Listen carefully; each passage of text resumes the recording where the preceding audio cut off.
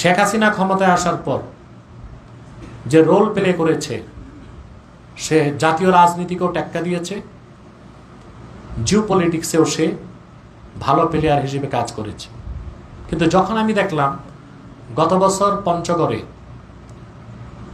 কুখ্যাত কাফের কাদিয়ানীদের বিপক্ষে যখন মুসলমানেরা নেমেছিল, তখন শেখ হাসিনার প্রশাসন গুলি করে আমাদের এক মুসলিম ভাইকে হত্যা করেছিল,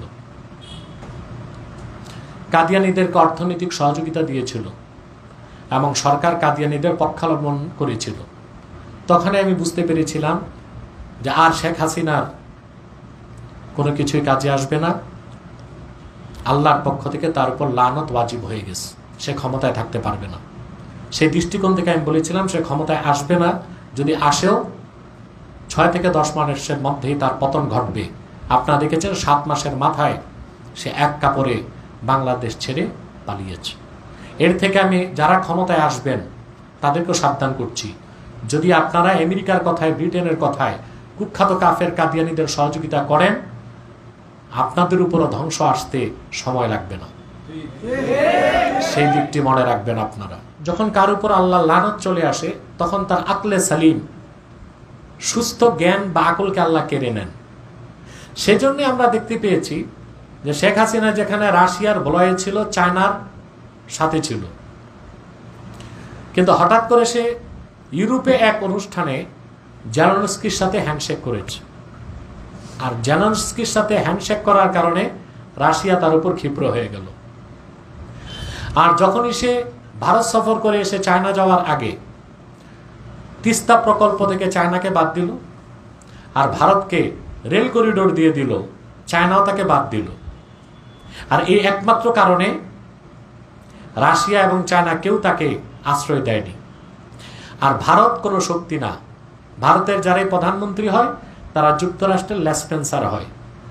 আমেরিকা ভারতকে ধমক দিয়ে দিয়েছে, হাসিনাকে আশ্রয় যদি দেয় তারা, তাহলে চায়নার লাথি থেকে ইন্ডিয়াকে রক্ষা করতে আমেরিকা সহায়তা করবে না। এজন্য ভারতও এত পীড়িত মহব্বত থাকার পরও হাসিনাকে আশ্রয় দেয়নি।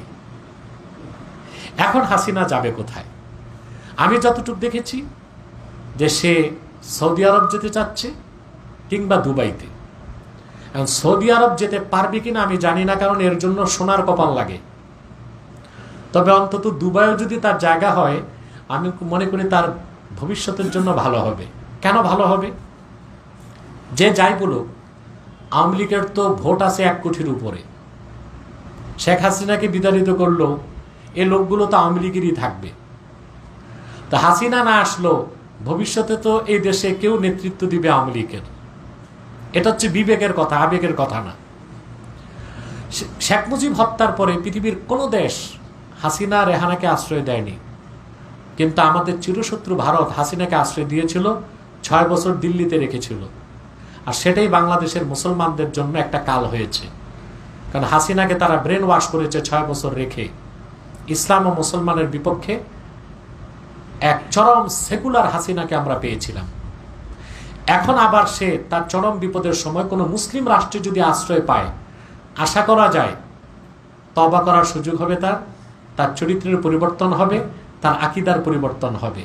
অন্তত এই পৃথিবীতে তার রাজনীতির সুযোগ না থাকলেও পরকালে মুক্তির একটি ব্যবস্থা হবে, এটাই মনে করে থাকি। দেশের এই পরিস্থিতিতে আপনার করণীয় কি? বাংলাদেশে আমি দেখতে পাচ্ছি অনেকে আবার হালুয়া রুটির ভাগ নিতে দৌড়ঝাঁপ শুরু করেছে।